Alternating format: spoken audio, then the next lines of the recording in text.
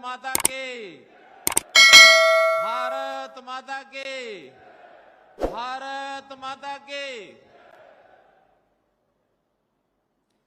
विभाजन विभीषण स्मृति दिवस।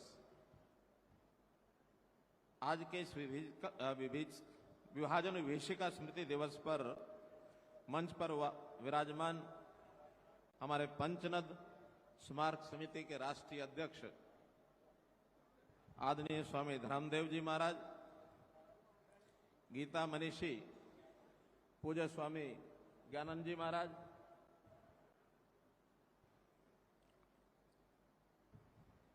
सभी आदरणीय संतजन, उपस्थित सभी सांसदगण, विधायकगण, सभी हमारे श्रेष्ठ सज्जन वृंद, उपस्थित बुजुर्गों, नौजवान साथियों, माताओं बहनों, पत्रकार साथियों, कल तो 15 अगस्त है। अपने देश की स्वतंत्रता के 75 वर्ष पूरे हो जाएंगे। एक खुशी का दिन होगा। लेकिन आज 14 अगस्त, इसके बारे में क्या कहा जाए। कम से कम ये दिन खुशी का तो नहीं हो सकता। हां, हमारी पीड़ा, वेदना, उसकी स्मृतियां, उन स्मृतियों को संजोने का दिन गौरव का दिन है। आज इस गौरवपूर्ण दिन पर हम एकत्र हुए हैं। पूरे देश में इस देश की जो 1947 में विभाजन हुआ था, विभाजन विभीषिका स्मरण दिवस ये मनाया जा रहा है। हमको पता है कि आज से 75 साल पहले हिंदुस्तान के नक्शे पर एक लकीर खिंच गई थी, और वह लकीर नक्शे पर नहीं खिंची थी, बल्कि गाज गिरी थी हमारे दिलों पर। लकीर खिंची थी हमारे दिलों के अरमानों पर। भूमि का बंटवारा नहीं था, वो हमारी भावनाओं का बंटवारा हुआ था। पंजाब का विभाजन हुआ, बंगाल का विभाजन हुआ, सिंध प्रांत हमसे अलग हो गया। एक देश के दो देश बन गए। वह लकीर लोगों के खून से हिंदुस्तान के बंटवारे के लिए खींची गई थी। भले ही आज हम आजादी का अमृत महोत्सव मना रहे हैं, देश आज हमारा बहुत आगे बढ़ गया है। चाहे वो औद्योगिक क्षेत्र हो, चाहे वो कृषि हो, चाहे देश की तीसरी आर्थिक स्थिति हम बन गए हों, दुनिया में स्वाभिमान से हम लोग काफी आगे बढ़े हैं। लेकिन ये सब आखिर हुआ है तो निश्चित रूप से हजारों लाखों लोगों की, जिन्होंने उसमें कुर्बानियां दी, उनकी कुर्बानी के ऊपर नींव है। देश आजाद होते समय विभाजन हुआ। आजादी लेने की ख्वाहिश थी, सारे देश के लोगों की थी। सैकड़ों साल अंग्रेजों के समय से हमने आजादी के लिए लड़ाइयां लड़ी। कितने ही क्रांतिकारी, कितने हमारे सैनिक, कोई फांसी के फंदे पर झूम गया, कोई लड़ाई लड़ते हुए शहीद हुआ। किसके लिए? आजादी के लिए। लेकिन यह पता नहीं था आजादी से पहले देश का विभाजन हो जाएगा। यानी वो 15 अगस्त का दिन ऐसा था, खास करके ऐसे लोगों के लिए जो विभाजन के बाद अपना अपना क्षेत्र, अपने प्रदेश छोड़ करके, विस्थापित होकर के और हजारों किलोमीटर दूर जाकर के उनको बसना पड़ा, रहना पड़ा, विस्थापित होकर के वहां गए हैं। जब वहां से लोग चले थे तो चलते समय उनको यह नहीं पता था। कहते हैं कुछ यूं बेबसी सी जिंदगी ने देखा था हमें, यूं बेबसी सी जिंदगी ने देखा था हमें, हम सफर पर थे पर मंजिल कहां है पता न था।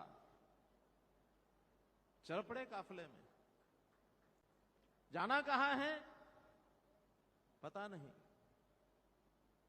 कोई 15 अगस्त को निकला, कोई 16 को निकला, कोई 17 को निकला, और फिर कोई पैदल काफिले में आ रहे हैं, कोई ट्रेन में आ रहे हैं, कोई अपनी बैलगाड़ी लेके चल पड़े हैं।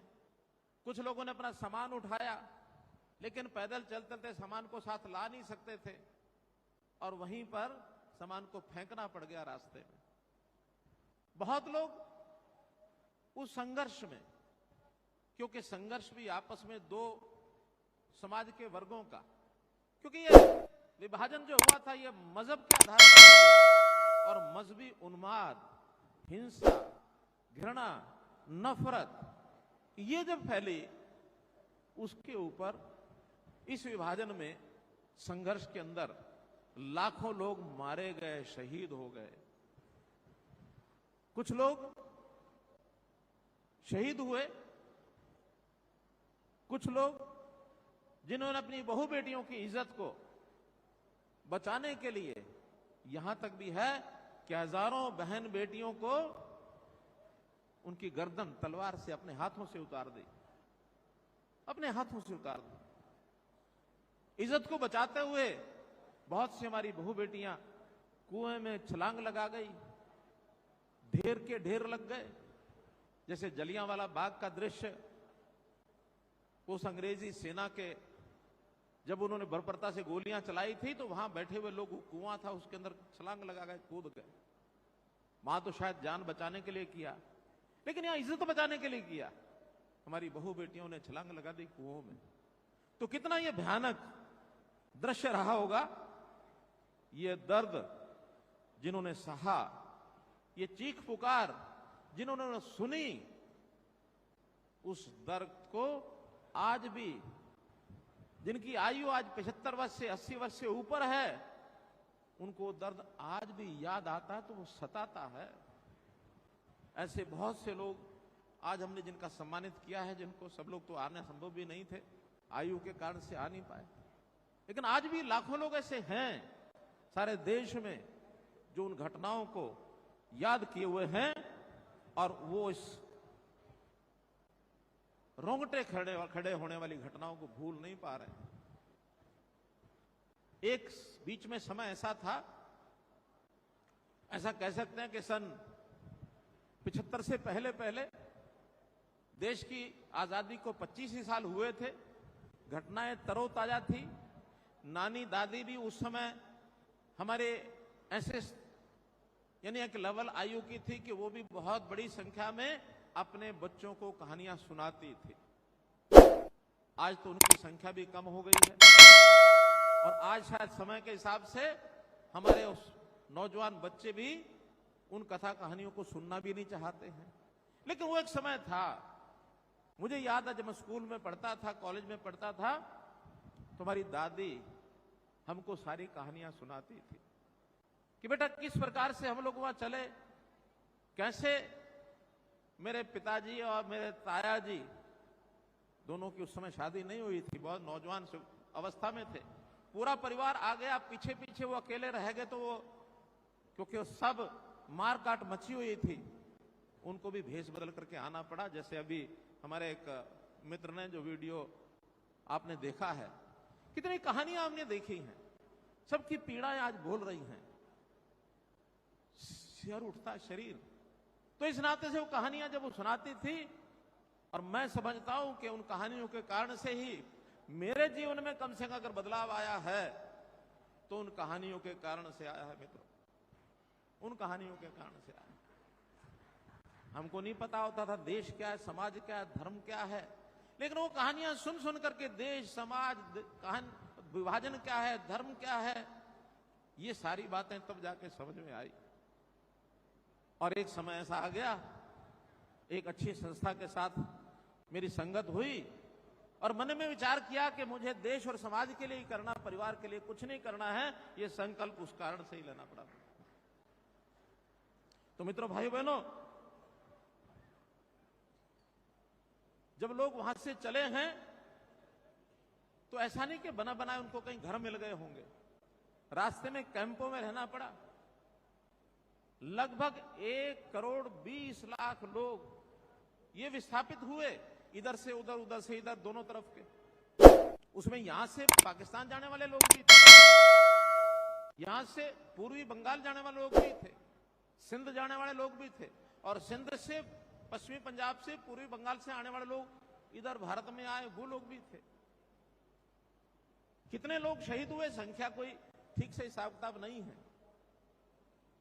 जो थोड़ा सा कंजर्वेटिव हैं वो 2-3 लाख बताते हैं, जिनका अनुमान, क्योंकि जिन्होंने उस समय सारा ये विभत्स दृश्य देखा, वो 10 लाख, 12 लाख, 15 लाख भी बताते हैं। लेकिन लाखों थे, लाखों की संख्या में लोग शहीद होना, और इस प्रकार से देश के इस विभाजन के ऊपर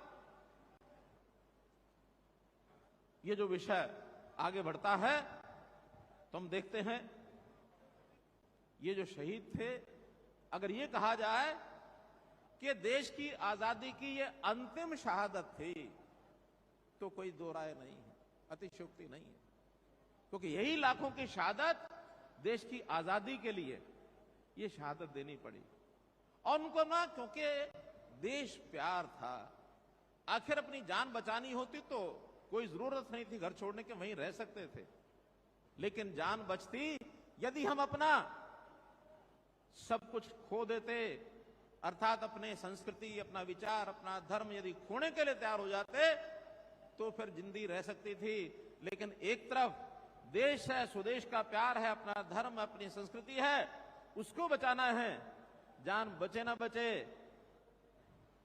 लेकिन अपने समाज ने ये दूसरा वाला काम ये चुना कि जान जाए भले जाए, वीर हकीकत की राह पर हम लोग चले कि मुझे अपना धर्म बचा के रखना है। और तब जाकर के वहां से विस्थापित होके आए। ठीक कहा है एक शायर ने, मैथिली शरण गुप्त, वो क्या कहते हैं? वो कहते हैं, जो भरा नहीं है भावों से बहती जिसमें रसधार नहीं, जो भरा नहीं है भावों से बहती जिसमें रसधार नहीं, वह हृदय नहीं है, पत्थर है जिसमें स्वदेश का प्यार नहीं। तो ये स्वदेश का प्यार ये हमको खींच कर लेकर के आए नंगे, यानी एक प्रकार से बिल्कुल रोटियों के लाले पड़े हुए थे, तन पर कपड़ा नहीं था बल्कि चीथड़े थे, फटे हुए कपड़े, सिर पर छत नहीं थी। लेकिन आने के बाद भी किसी के आगे हाथ नहीं फैलाया, अपनी मेहनत, परिश्रम, अपना कौशल दिखा करके, और सब अपने पैरों पर खड़े हुए। केवल पैरों पर खड़े नहीं हुए बल्कि पुरुषार्थ करके आज देश की आर्थिक स्थिति में, देश की तरक्की में, उन्नति में ये समाज, ये पुरुषार्थी समाज, कितने ही इन्होंने अपने, यानी एक प्रकार से मील के पत्थर बने ये, और कितने ही रिकॉर्ड बनाए हैं, कितने ही रिकॉर्ड बनाए हैं। इस समाज को पुरुषार्थी समाज का, ठीक पूर्व वक्ताओं ने जो कहा है, ये पुरुषार्थ करने वाला समाज। एक घटना आपको बताता हूं। देश आजाद हो गया था। आजाद होने के बाद संविधान में आरक्षण की व्यवस्था की गई। कुछ लोगों ने चर्चा चलाई, ये जो समाज विस्थापित होकर के आया है, आरक्षण का लाभ इनको देना चाहिए। लेकिन मैं नतमस्तक हूं अपने पूर्वजों के, धन्य वो पूर्वज जिन्होंने कहा कि नहीं, हम आरक्षण नहीं लेंगे, हम आरक्षण नहीं लेंगे। अगर आरक्षण ले लिया तो हमारा जो इनिशिएटिव है, हमारा जो काम करने के लिए जो पुरुषार्थ है, वो सो जाएगा, और शायद हम आलसी हो जाएंगे, आगे बढ़ने का रास्ता बंद हो जाएगा। धन्य है वो लोग। जब वहां से आए तो अपमान भी सहना पड़ा, अपमान के घूंट। छोटे थे तब कुछ लोग दूर से पुकारा करते थे, ओ शरणार्थी के, ओ शरणार्थी के।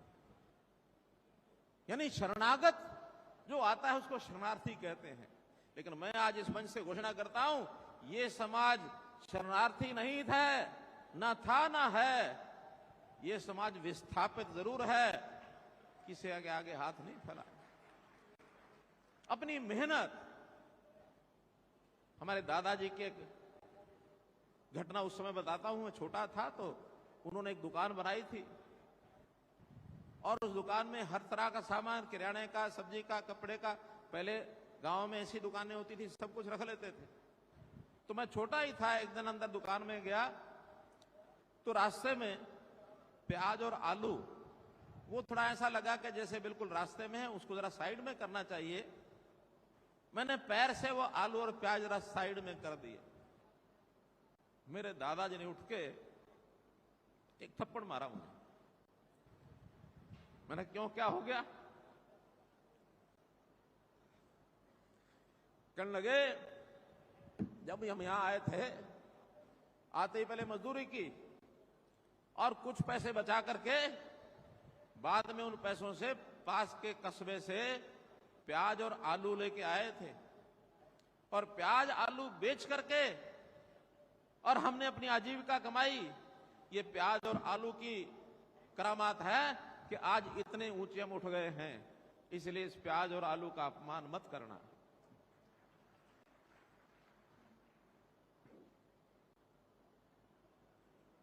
भाइयों बहनों, घटनाएं बहुत हैं, सुनी सुनाई हैं, लेकिन आज वक्त इस बात का नहीं है।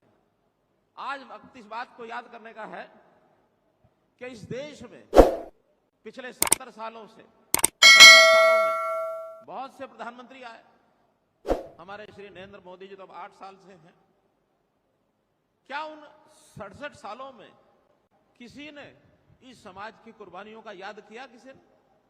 किसी ने नहीं किया। ये पीड़ा श्रीमान नरेंद्र मोदी आज के अपने प्रधानमंत्री, उनके मन में उठी कि जिनके परिवार उजड़ गए, जिन्होंने अपनों को खो दिया, अपनों को कत्ल भी किया, ऐसे समाज को याद करने के लिए हमको ये जो 14 अगस्त का दिन है, इसको विभाजन विभीषिका स्मृति दिवस मनाना चाहिए। ये पिछली बार लाल किला 15 अगस्त से 2021 में उन्होंने घोषणा की। आभारी हूं मैं उनके प्रधानमंत्री जी का। उन्होंने ये भी कहा कि 20वीं सदी की ये सबसे बड़ी त्रासदी है, यानी 100 साल की सबसे बड़ी त्रासदी 1947 की ये है। दुनिया की सब त्रासदियों को मिला करके इतनी बड़ी संख्या में इतना बड़ा विस्थापन, इतनी बड़ी शहादतें, ये दुनिया के किसी देश में ये नहीं हुई। विभाजन तो और देशों के भी हुए हैं, लेकिन इस भारत पाकिस्तान के विभाजन पर ये सबसे बड़ी त्रासदी है। और जिसमें मैंने बताया कि लाखों लोग उसके अंदर जो है विस्थापित हो गए।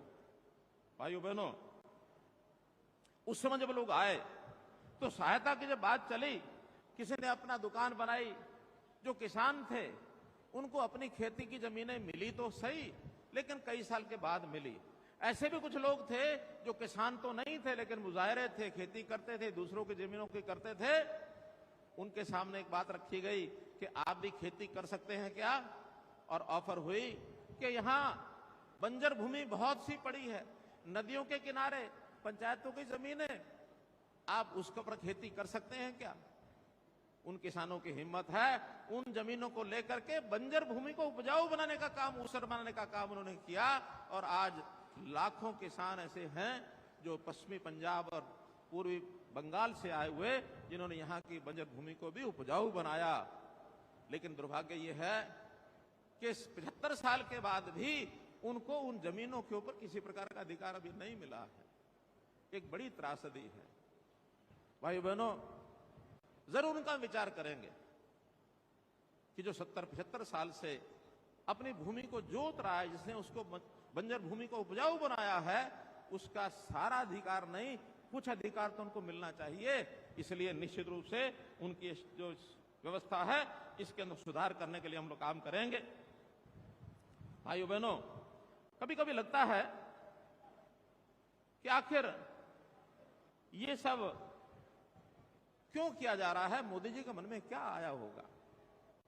ध्यान में आता है कि हमारे समाज की नई पीढ़ी, उसको ये विभाजन की सारी घटनाएं पता लगनी चाहिए। इसमें से उनके मन में एक देशभक्ति का ज्वार, देश के प्रति एक अच्छा भाव ये जागृत हो। क्योंकि उस समय जो विभाजन की स्थितियां थी, कहीं कहीं इक्का दुक्का घटनाएं जब होती हैं तो आज भी लगता है कि विभाजन की ताकतें वो समाप्त नहीं हुई है, सोई नहीं है। इसलिए अगर हम समाज को जागृत करेंगे तो कम से कम इस प्रकार का दोबारा से कोई क्षण कभी ना आए कि देश किसी और विभाजन की तरफ आगे बढ़े। ये देश आज जो है इसको सुरक्षित रखना ये हमारा सबका काम है। तो इसलिए देशभक्ति का भाव उनके मन में आए, यही इसके पीछे एक विषय हो सकता है जिसका कारण से देश के प्रधानमंत्री जी ने नई पीढ़ी को एकता और देशभक्ति के लिए प्रेरित किया है। राष्ट्रभक्ति का भाव उनमें जागृत होगा तो निश्चित रूप से अपनी भूमिका हम ठीक से निभा पाएंगे। और एक दूसरी बात, कोई भी समाज अपनी संस्कृति को, अपने इतिहास को, अपने संस्कारों को, अपनी बोली को, अपने रहन सहन को जरूर याद करे, याद रखे, इसमें भूलना नहीं चाहिए। अगर हमारे अपने इतिहास, हमारी संस्कृति, हमारी बोली, हमारी भाषा, हमारा खान पान, उसके प्रति हमें गौरव महसूस होना चाहिए। मुझे भी वो पूछ रहे थे अपने साथी जो इंटरव्यू ले रहे थे कि आपने कभी मां बोली बोली है? आपने कभी दादी नानी के मुंह से जो शब्द सुने थे उनको कभी दोहराया है? बड़ा मुझे थोड़ा सा कठिनाई तो हुई कि बहुत साल पहले की बातें हो गई हैं, लेकिन घरों में तो पहले भी बोली जाती थी, आज भी घरों में बोली जाती हैं। लेकिन चूंकि सामाजिक जीवन में आने के बाद बहुत वर्षों तक घर से वो संबंध नहीं रहा, थोड़ी कठिनाई हुई। आप लोगों के लिए समस्या नहीं है।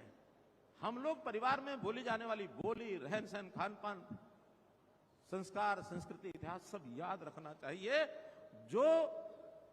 जो भी कोई समाज अपनी संस्कृति को, बोली को, इतिहास को भूल जाता है वो आगे नहीं बढ़ सकता है। आगे बढ़ना है तो निश्चित रूप से आपको भी इन सारी बातों पर याद रखना चाहिए। जब मुझे उसने पूछा तो मैं बड़े दिमाग पर जोर डाल करके और मैंने कुछ शब्द उस समय के ध्यान किए कि दादी हमारी क्या कहती थी। दादी कहा करती थी, दादी को हम अम्मा कहते थे। अम्मा जो थी बहुत ही अच्छी बातें हमको बताया करती थी। कहती थी कि जा पुत्र छोटे कोठे में जा पुत्र छोटे कोठे में जा, नहीं छोटे कमरे में चला जा। सफीलते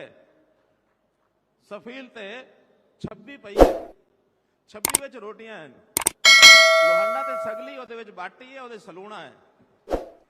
सलूणा रोटी ना ला के खा ले, जे सलूणा ना लभे ते नाल कौली दे विच एक मक्खन दा, वो क्या कहती थी, मक्खन दा पेड़ा, मक्खन दा पेड़ा पिया। मक्खन दे उथों मक्खन लैके ते वो 26 विच बेही रोटी भी है, बेही रोटी दे उत्ते मक्खन ला के चक्के चक्के खा ला, बड़ा स्वाद आएगा।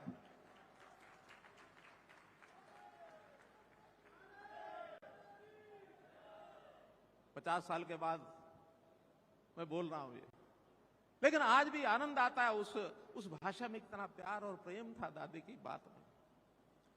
तो हमें निश्चित रूप से इन सब बातों को याद रखते हुए, और मैं आज इस पावन धरा से जो लाखों लोग जो शहीद हुए हैं उन सबको श्रद्धांजलि अर्पित करता हूं।